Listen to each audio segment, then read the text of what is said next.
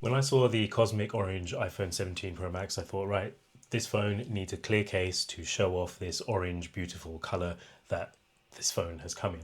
So I thought, what better than Apple's original clear case to go with the phone to make it stand out? Well, Apple haven't really made a fully clear case for this. They've got a very odd design decision driven by a change in the way that the phone looks. So let's take a look at the clear case and let's see what it's all about. So let's open up the packaging and click this open. Now, Apple's clear case generally is quite nice because it doesn't yellow.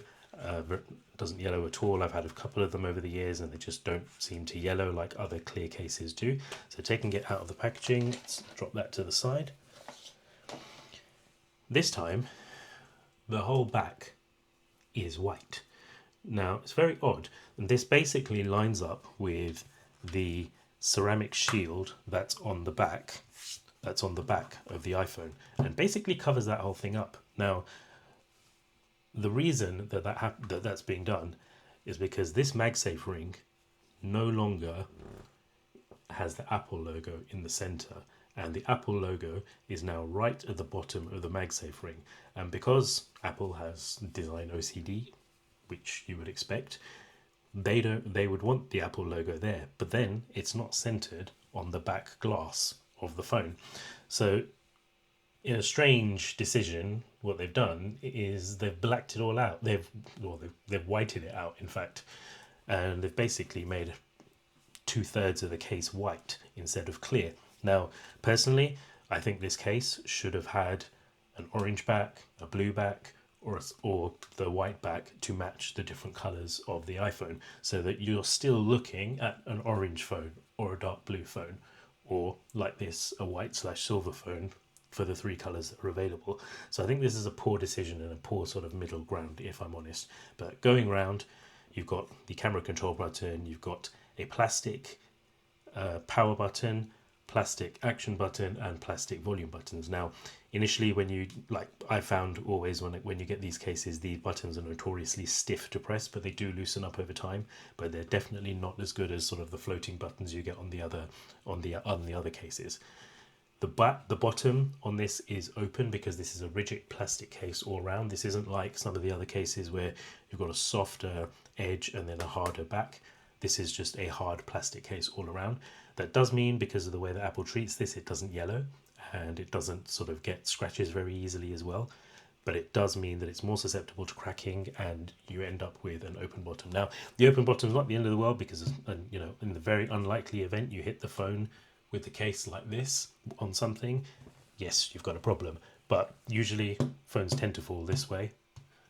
But let's slap this in and let's take a look at how it looks.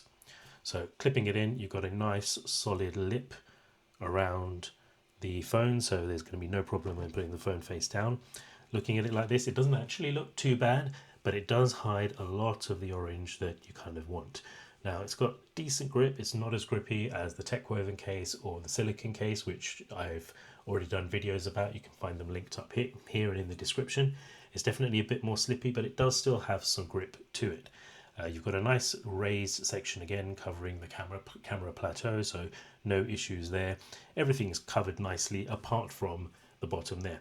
Now, the one side benefit, it does mean that swiping does feel more natural because you're not running into the edge of the case all the time, but there is that slight vulnerability, and if it does bother you, this probably isn't the case for you.